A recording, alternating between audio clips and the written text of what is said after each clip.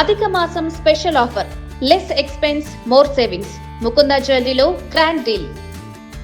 ఇప్పటికే అధికారం కోల్పోయి తీవ్ర ఇబ్బందుల్లో ఉన్న పశ్చిమ బెంగాల్ మాజీ ముఖ్యమంత్రి, తృణమూల్ కాంగ్రెస్ పార్టీ అధినేత్రి మమతా బెనర్జీకి ఆమె మేనల్లుడు పార్లమెంట్ సభ్యుడు అభిషేక్ బెనర్జీ చేస్తున్న రాజకీయాలు తీవ్ర స్థాయిలో ఇబ్బంది పెడుతున్నాయి.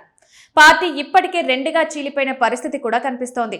పార్లమెంటు లోక్సభలో టీఎంసీ పార్టీకి 23 మంది ఎంపీలుండగా 20 మంది పార్టీతో విభేదించి బయటకొచ్చారు. వీరంతా తమ ప్రధాని మోదీ నేతృత్వంలోని ఎన్డీఏకి మద్దతు తెలుపుతున్నామని స్పష్టం చేశారు.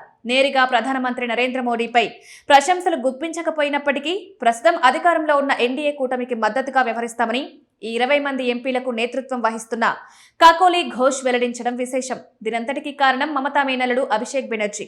ఆయన చేసిన ఆధిపత్య నిరంకుశ రాజకీయాలు కారణమని నాయకులు ఆరోపిస్తున్నారు.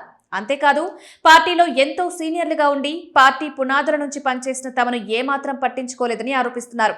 ప్రధానంగా రాష్ట్రంలో అధికారం కోల్పోయిన తర్వాత ఈ తరహా పరిస్థితులు టీఎంసీని తీవ్ర స్థాయిలో ఇబ్బందులకు గురిచేస్తున్నాయి.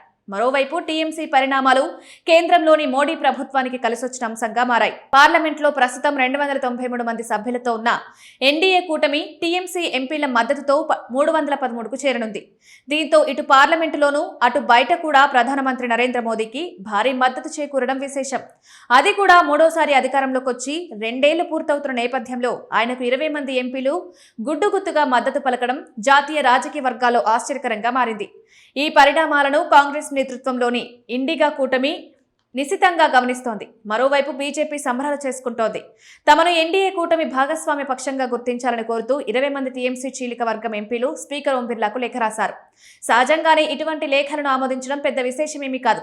గతంలోనూ అనేక పార్టీలను ఇటు రాజ్యసభలోనూ అటు పార్లమెంట్లోనూ బీజేపీకి అనుకూలంగా మార్చుకున్న సంగతి తెలిసిందే. మొత్తంగా మేనల్లుడిని కంట్రోల్ చేసుంటే మమతా రాజకీయం వేరుగా ఉండేది. అలా చేయని కారణంగానే ఇప్పుడు టీఎంసీ పరిస్థితి దారుణంగా మారిందన్నది రాజకీయ విశ్లేషకులు చెబుతున్న మాట.